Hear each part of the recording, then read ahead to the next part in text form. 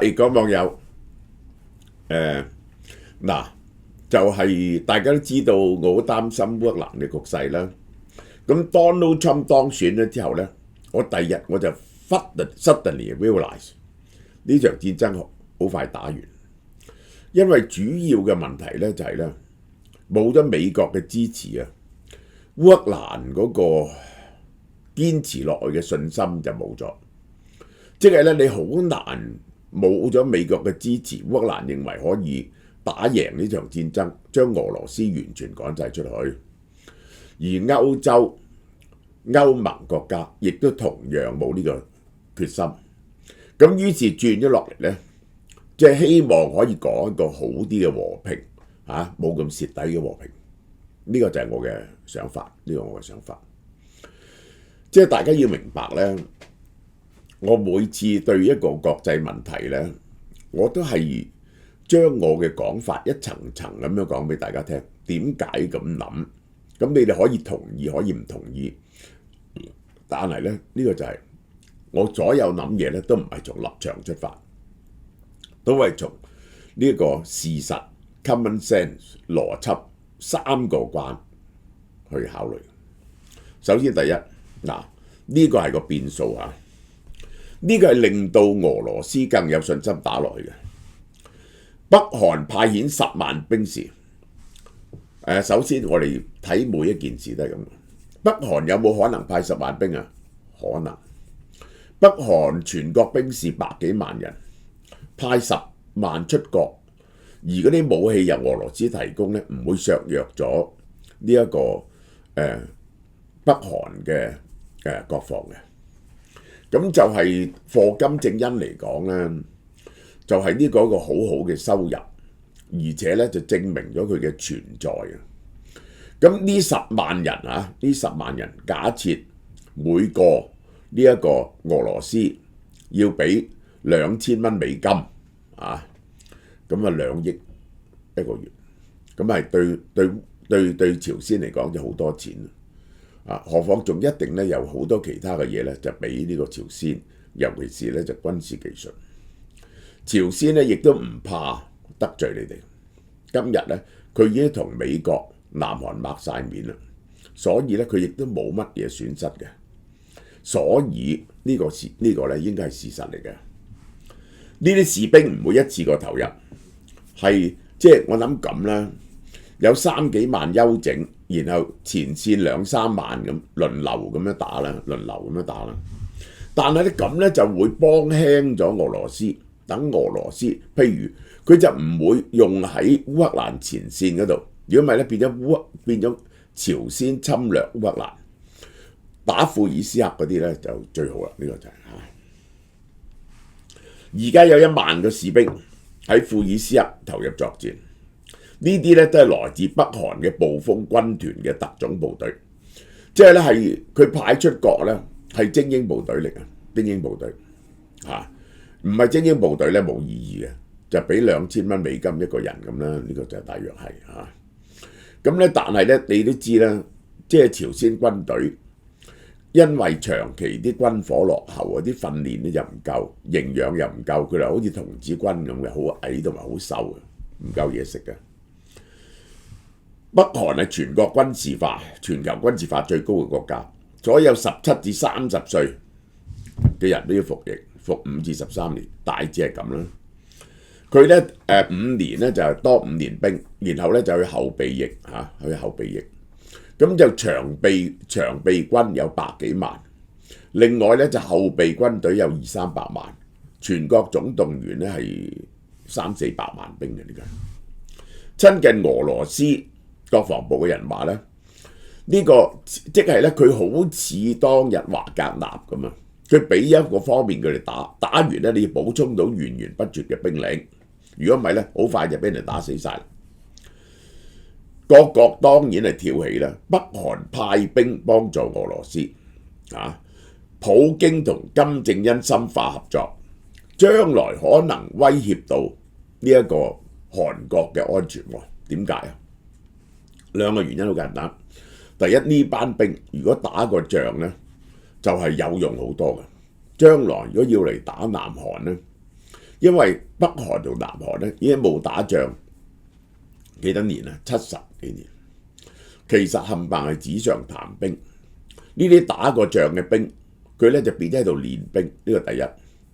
第二咧就佢哋使慣咗俄羅斯嘅武器，尤其是高級武器，而你可以想像到俄羅斯將來一定投桃報李俾翻呢啲武器嗰啲朝鮮兵士。咁所以咧南韓咧係好緊張，因為個故事咧迅速就 remind 咗大家 of 韓戰。當日咧呢一個美國嘅國務卿咧就話美國有條國防線，你千祈唔好侵犯。嗰條國防線咧就喺日本喎，喺亞洲冇包括南韓喎。咁嗰陣時咧，金正恩個阿爺金日成咧就同史太林講：喂，我哋可以統一南韓喎。史太林話：咁你要同毛澤東講，毛澤東就將喺中國解放軍服役嗰啲朝鮮族嘅人撥咗俾呢個金日成，結果南侵嗰啲主要就係呢啲軍隊，最好打嗰啲係打過內戰嘅中國軍隊，但係朝鮮族人有幾萬人。好啦，拜登佢任期就完結，北韓咁做，佢一定要回應。授權烏克蘭使用 ATACMS 攻擊俄羅斯境內目標，可以遠距離打。一用呢樣嘢可以遠距離打咧，你要知道呢個美國隔嘅咁多間諜衛星咧，就可以揾到俄羅斯啲軍事目標同埋嗰啲武器喺邊。俄羅斯咧就要將嗰啲補給褪後，軍火褪後，咁就非常麻煩。如果上前邊咧就要分散，如果唔係咧就會俾人打咗，驚俾人打咗。啲指揮部冚唪唥都要隱蔽得好犀利。大家睇下，由呢一點去打，呢啲係俄羅斯佔領咗嘅領土啦。呢個烏克蘭，呢個大致係打到咁樣樣，呢一個範圍。係打到，呢度距離莫斯科唔係好遠，咁俄羅斯進攻係困難好多，但係話要講翻轉頭，係完全呢啲咁樣嘅導彈，美國嘅供應係唔夠嘅。呢個係點解一路唔俾咧？就因為你唔用得好多去打，因為冇好多導彈。呢個係美國政策嘅轉變，呢個係其實拜登係希望喺 Donald Trump 上台前，盡量支持烏克蘭，等佢談和嗰陣時冇咁蝕底嘅。呢個係好啦。俄羅斯上議院國際事務委員會第一副主席賈巴羅夫呢個講咗好多次，向第三次世界大戰邁出一大步，莫斯科會立即做出反應，會點樣反應呢？如果美國允許烏克蘭用西方製造嘅遠程導彈襲擊俄羅斯，就係西方直接同俄羅斯作戰，咁係爆發第三次世界大戰。咁我又問你，你普京夠唔夠膽？唔好講話用核彈去掟美國，夠唔夠膽去打波蘭打烏克蘭附近啲國家，話佢有武器供應俾呢一個烏克蘭，佢嗰啲擺武器嘅地方，你敢唔敢用導彈去攻擊嗰啲地方咧？烏克蘭澤連斯基反應好低調，攻擊唔係用嘴巴喊就會實現嘅，飛彈會説話，即係你睇到呢啲飛彈擊中嗰時，你就知道呢件事真係發生咗。嗱，呢個咧就要講翻。呢一個因為同樣有呢啲嘢嘅咧，就英國嘅暴風陰影，亦都係咧同時放寬咗。但係最大鑊就係呢啲飛彈嘅數量咧係遠遠唔夠嘅。美國官員話呢個唔係個 game changer， 唔會令到俄羅斯打敗嘅，但係可以幫烏克蘭咧瞄準俄羅斯同北韓嘅關鍵軍事資產，並且震懾平壤，即係咧我哋有權打到你。嗱，打邊啲目標咧？我相信咧，烏克蘭係要同美國傾過，以免咧就誤炸咗啲平民嘅。呢個係11月15號，嗱我都講俾你聽。去到呢一個咧，其實打電話俾阿普京咧，就係一個示弱嘅表現，就因為冇辦法，就係希望可以攞個更加好嘅談和條件。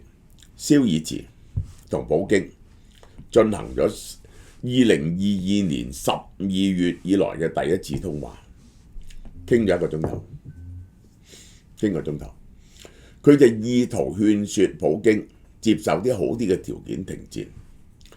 佢要求俄羅斯從烏克蘭撤軍，並呼籲普京一定要同烏克蘭談判，實現公正而且持久嘅和平。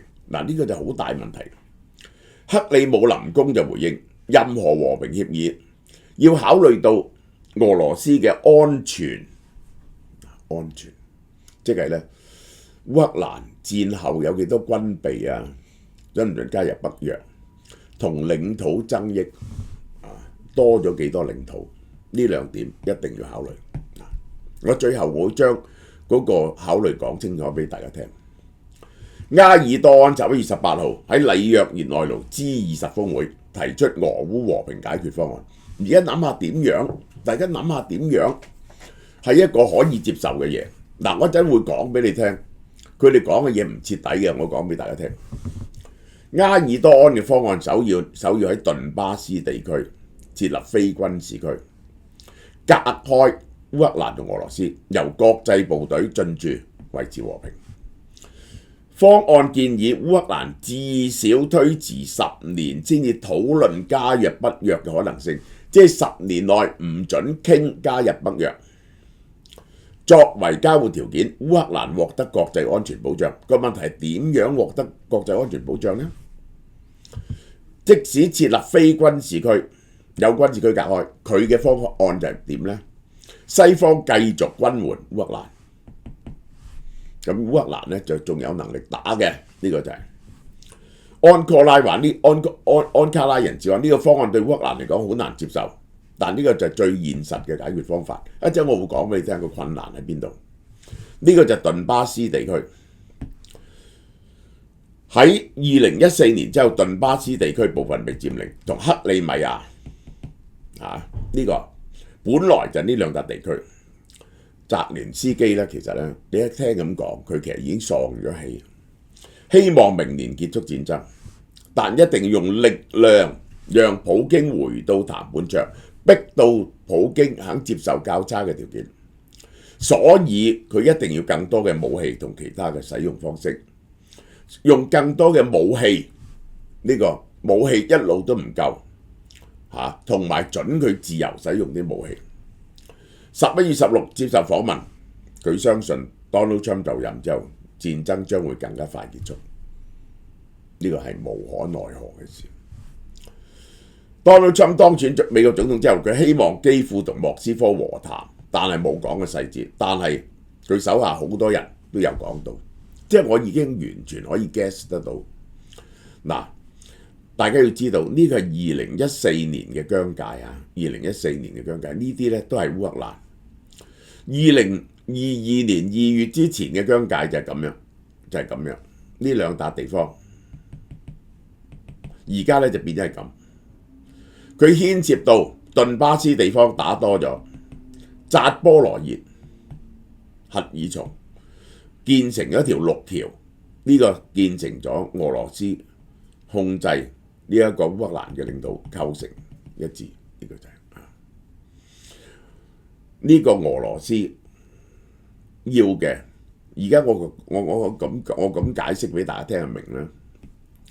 你有3點爭拗嘅。喺3點爭拗嘅，第一，俄羅斯一定要霸晒呢個地方，呢個一條線，呢個就叫就地停戰。第二，歐洲嗰啲地方要嘅就係俄羅斯退翻出去2022年嘅防線，即係退呢一啲地方退翻出嚟，翻去2022年2月前。澤連斯基要嘅趕翻你個2014年之前嘅狀態，就係呢啲地方回歸。所有嘅協議都係介乎呢三條線，喺呢三條線夠領土方面就睇下畫到邊度。好啦，俄羅斯2014年一直控制住克里米亞，控制咗盧甘斯克頓涅茨克，而家佔領咗扎波羅熱同赫爾松一部分。好啦，烏克蘭呢就係攞咗一部分庫爾斯克。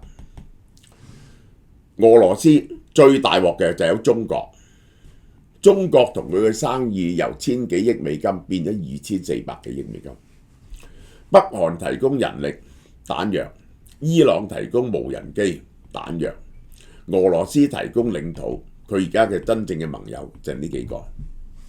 好啦，美國、歐盟各個成員分別係揞錢出嚟，嗱，我首先再更正嗰啲 misinformation。歐盟加埋，歐盟係兩個機制，一個就由歐盟出，一個咧就係個 individual 國家再俾，佢哋俾嘅錢咧係多過美國嘅，從來都係啊。好啦，仲有咩咧？最大問題咧就係俄羅斯人數眾多，俄羅斯係有1億4千萬人口，1億4千萬。烏克蘭係4000萬，佢嘅人口係烏克蘭嘅3倍半。如果人力消耗落去呢，烏克蘭呢就支持唔住，呢個第一點。第二點，佢不停轟炸烏克蘭，烏克蘭打咗3年仗之後呢，個國土係呢個好多嘢都被破壞咗，譬如電啊，呢啲公共設施啊，公路，嗰個經濟 function 唔到，所以佢嘅生產力就係好薄弱。而俄羅斯嘅生產力基本上完整，俄羅斯儲咗大量武器，不用咗8899。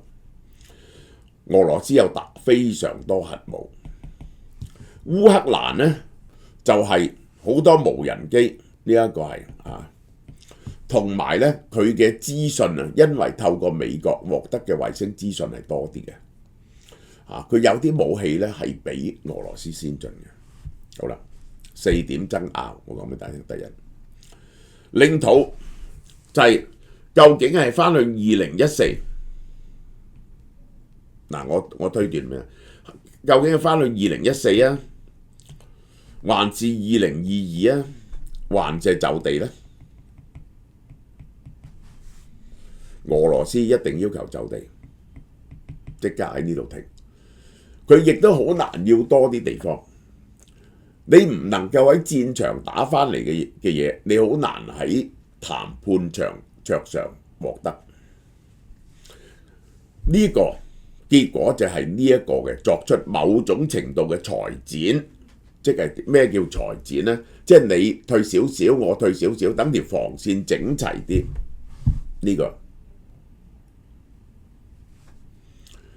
一個呢，就係歐盟同埋澤連斯基嘅最低底線就呢個，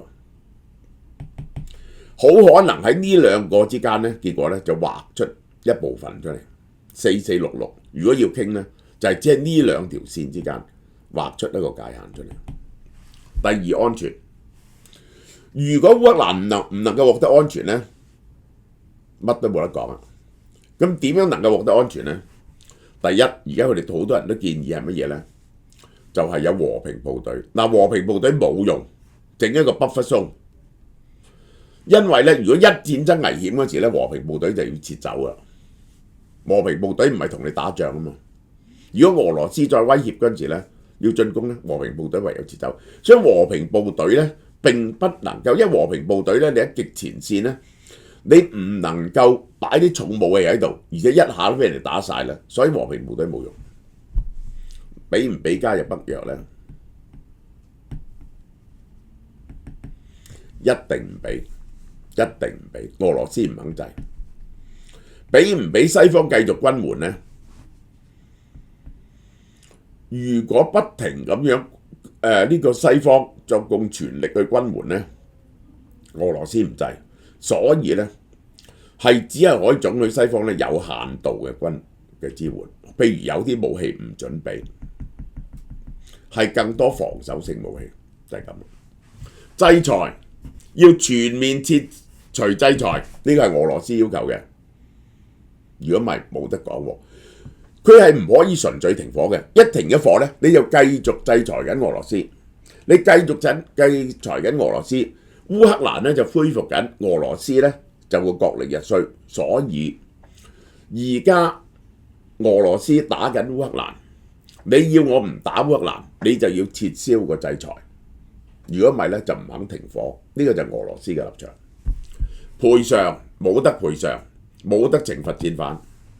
如果唔係咧，唔使傾啦。咁嘅條件嚇，大致上呢4點爭拗嘅條件就係咁，就係咁。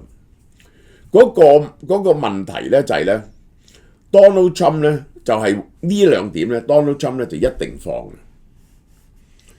Donald Trump 咧意圖爭取到普京過嚟，即係我見到佢揾咗 Elon Musk 去見伊朗啊，佢其實佢心目中咧就想拆咗伊朗、俄羅斯甚至朝鮮出嚟，唔好再企喺中國嗰邊嚟到打擊中國。但係咧，佢唔知呢個咧係反轉尼克遜當日 Kissinger 嗰招，喺今日咧係唔通嘅。點解？當日咧呢一個美國係處於弱勢之中，嗰個國勢，蘇聯加埋中國咧係比美國強勢，咁所以咧美國咧就可以拆中國出嚟，而且咧中國同蘇聯咧反晒面啊，陳兵百萬喺邊境度，蘇聯仲想用原子彈炸中國，中國好驚，咁中國梗係可以炸得出嚟。今日美國嘅國勢係強大過中國同俄羅斯好多。中國同俄羅斯唯一嘅生存方法就係兩個攬住，所以你諗下，俄羅斯係點都唔會企喺美國嗰邊，你就算准許佢自由貿易都唔會。點解啊？因為如果你懟冧咗中國，俄羅斯咪徹底俾人哋包圍咗咯，係咪啊？佢仲焉能獨存呢？俄羅斯，所以中俄咧係一定攬住嘅，呢2個國家係。嗰陣時韓戰嚟講嚇，就先停戰再談判，咁結果談判咧就棘咗喺俘虜問題上，棘咗2年。呢次咧，我覺得咧，因為牽涉到呢2個問題都係難解決嘅。Donald Trump 作為一個 deal maker 咧，佢唔會一開頭就作出晒徹底嘅讓步。咁如果唔讓步咧，佢就一定要暫時頂住烏克蘭先得喎。如果唔係烏克蘭唔夠打咧，就乜都冇得傾啦，就乜都冇得傾啦，唔使傾啦。所以咧，佢就夾咗個好尷尬嘅局勢入邊。你係咪要繼續去援助烏克蘭，直至直至到講到和咧？如果你立即 cut 咗烏克蘭，咁你就要完全接受普京嘅條件。如果完全接受普京嘅條件，就係一個好大嘅羞辱，對美國嚟講，對呢一個 Donald Trump 嘅聲望都有好大嘅羞辱。嗱，呢個就係嗰個困難，就喺呢度，成件事嘅困難喺度。我希望我講得解得清楚俾大家聽。好啦，提一提大家，我哋又有新嘢喎，我哋不停有新嘢。日本兵庫縣上生生蠔即日起到11月30號止。嗱，俏貓貓咧又推介新產品喎。